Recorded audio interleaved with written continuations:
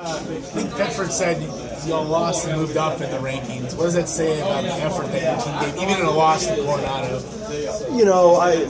The rankings are rankings, and we don't pay much attention to them. But it's we played a really good football team, and we played well for 3 quarters, and it got away from us. And a big part of that was our special teams, our lack of focus at times. Shooting ourselves in the foot. And when you go back and watch the game film like we did with the kids, it was a whole lot of what could have been, and our kind of preaching this week is don't look back, tomorrow and say what could have been. Let's just go do it. And if you do it, then we got a great chance to be successful.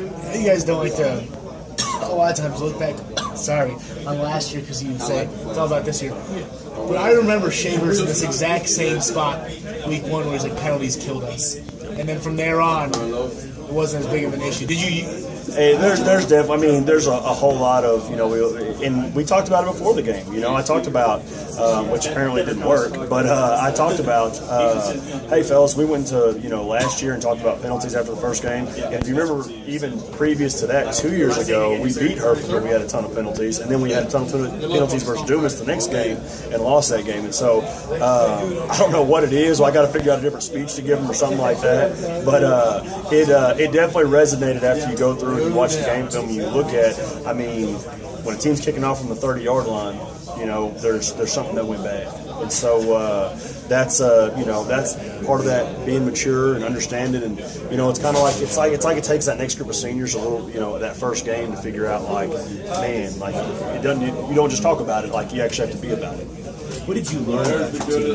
Maybe you were kind of surprised by, and maybe something that you're going to take with you moving forward. I was surprised at how well our defense played against their offense. I really thought going into it, that we were going to move the ball relatively well, and that so were they, and that they were going to, and it was kind of going to be a back and forth type of deal. It's kind of what I thought. Those defensive kids and Coach Robinson did an absolutely incredible job, and obviously you look at 40 points and it doesn't really tell the full story of how the game played out. But I was very impressed with our defense, and then I was really, really impressed with the effort our kids gave. In fact, we showed a clip of a field goal block, their last touchdown, where Conrad goes 88 yards, and you had every reason to hang your head because the game was over. There's 4 or 5 minutes left in the game. It was over, and we had every reason just to line up and field goal block and knock them off the ball. And when you watch that, you see 9 of our kids just fire off the football, trying to block the extra point, and that's a testament, I think, to our coaches, in that they're preaching that never give up, that next play, forget about the last play.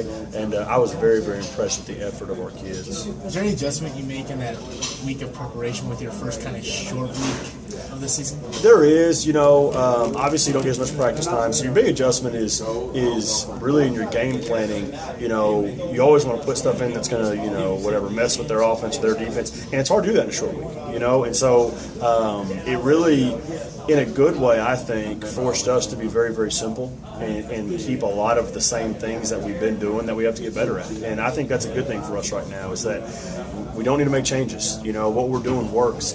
We just got to go out and do it, as coaches and as players. And so it's like I told the kids, I had a list of things that I messed up on Friday that I showed the kids after the game. I said, this has nothing to do with any player in here. This is me. And this is a long list of things that I have to get better at before I can expect anybody else. Because if I can't get better at it, then nobody can. And so I want the kids to understand it's not just them. It's us. And we talk about family, and family doesn't just mean the players. It means the coaches. It means the booster club. It means everybody. And so it starts at the top, and that starts with me. And so we're going to be better. Talk about Pampa.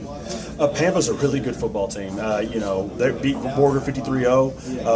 Borger was in it at halftime. It was 21-0, and so it was kind of one of those deals that go either way. And Pampa came out in the third quarter, I think, put up 28 points or something like that. They blocked a kick. I think they scored defensively as well. Coach Pointer, he's an unbelievable guy. He's a guy that I've texted and called since I've gotten this job, and he's helped me out in some different ways. And he is just a class act. His kids are classy. They're not going to beat themselves. They're not going to have stupid penalties. They're not going to do anything like that. They're going to come out and play a great brand of football. They're going to throw the ball around. They've got 2 running backs, a freshman and a junior, who are both really good players. They like to get the ball in kind of various ways, whether it's kind of reminded me of Coach Leach in Texas Tech with the shovel passes to the running back. quarterback and things like that. But they do a great job with it. Offensively, they've always done a great job, and I know that because I've had to coach against them the last 2 years. And so, we want to model a little bit of what we did versus Coronado as far as getting after the quarterback, putting pressure on their quarterback. Their quarterback is he's a junior, but he only had one game on varsity, and we feel like we can get a little more heat on him than what Borger did. Defensively, they run the same system as Coach Parr and them did.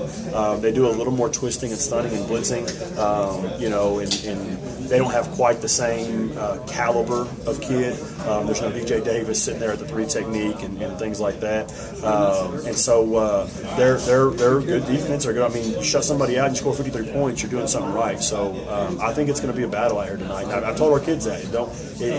You play Coronado, don't let one game like that you lost beat you in the next one. And that's kind of our motto right now is like, come out and do what we have to do in this one. Let's see where the chips fall. Coach, I know you had a few scrimmages, but did it feel a little different your first regular season game as a head coach? I'll tell you what, that one felt way different. Just coming out, we had headset issues, so I didn't even get to wear a headset on Friday, which was weird.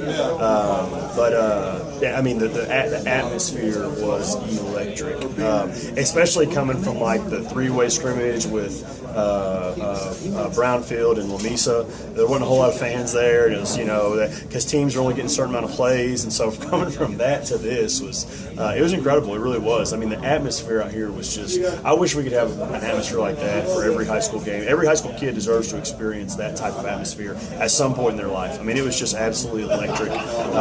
But it definitely was different. And just from the state, like you had energy. Like I felt like I want to, suit up and run down on kickoff at some point. I would have died. You got to get an AED out there. But that's what I felt like. It was just a really cool.